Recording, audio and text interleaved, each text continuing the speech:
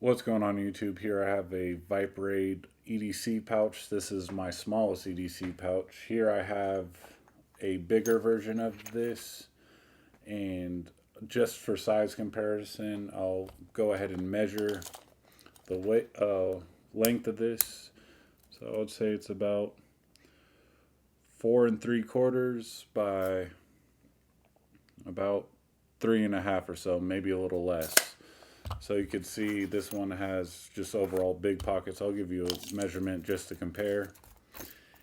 And that's about 6 inches by 3 1/4. So I'll get this one out of the way and kind of show you what I have in this pouch. You kind of have to have a minimalist approach to it. You can only fit so many tools. I didn't have anything really to go in here that would be secure, so I just left them empty. Something like maybe a Gerber dime wouldn't fit in there, and other objects are just too small. So unless you have some dedicated EDC gear to fit on the mole, then you probably won't be using these like I have set up here. So I'll give you the weight on this. This is 11.6 ounces, and a majority of the weight's coming from the Leatherman.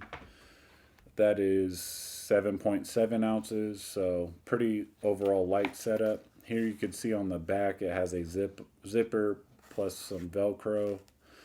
So very simple. You could put a carabiner on here if you'd like. But I like this. It's easy, fits in your pocket. And I'll show you why I picked the tools I did put in this system. You know, if I want to carry a overall knife, I'll just put a knife in my other pocket with this setup. But I went with the Leatherman just because it handles a bunch of capabilities versus something like, you know, if I have pliers and I have to carry a screwdriver, which would be something like the Gerber arm bar. But that's why I picked the Leatherman. You know, there's 19 different tools with this. A great pair of pliers.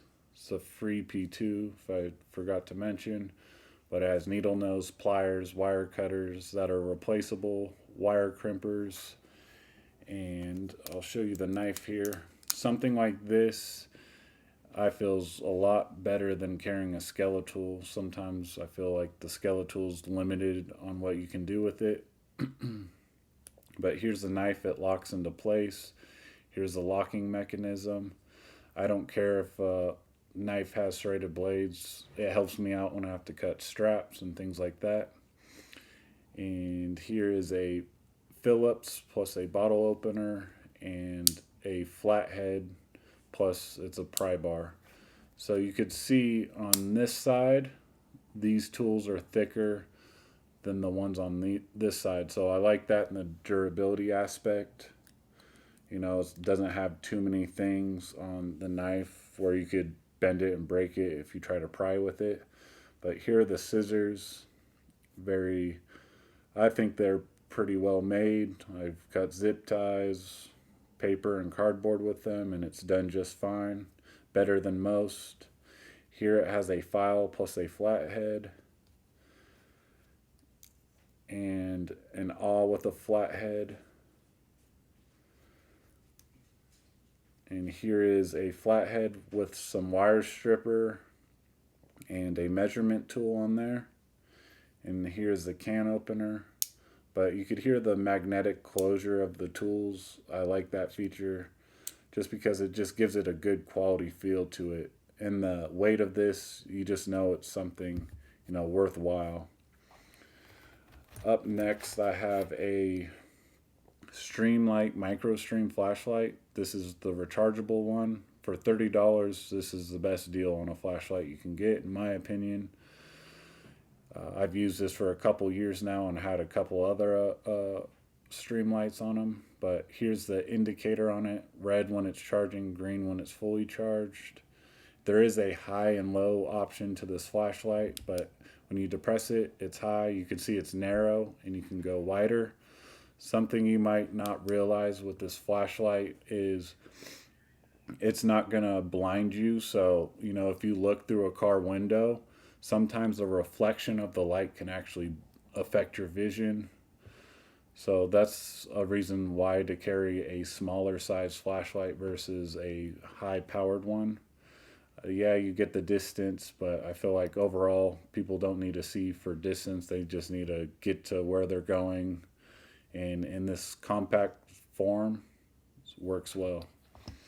So here I have a small pen. This is from Narwelco. I bought it on Amazon. I think it was like 2 for $10, somewhere around there.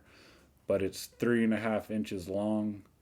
You know, I have big hands, so in a pinch, this will work to write notes or put down my signature on paperwork.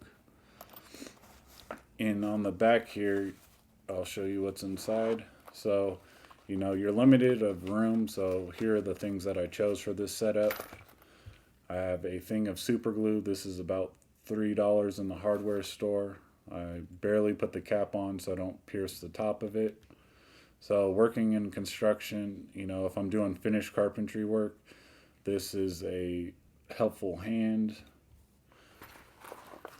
Up next, I have 5 large Band-Aids. I buy the bigger medical kit from like Costco or Sam's Club, and I'll put them in different kits. So like I have a medical kit here that I use that's either in my car or near me at work.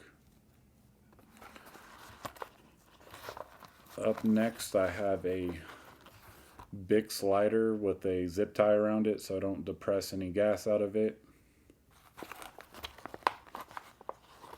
I believe this is 2 feet of duct tape rolled up. And 3 small zip ties. So there's a lot of functionality within this pouch. The only thing I would probably change about this is maybe having elastic here. But overall, great little pouch, especially if you want to keep things simple like I do. But thanks for watching this video, and I'll see you guys later.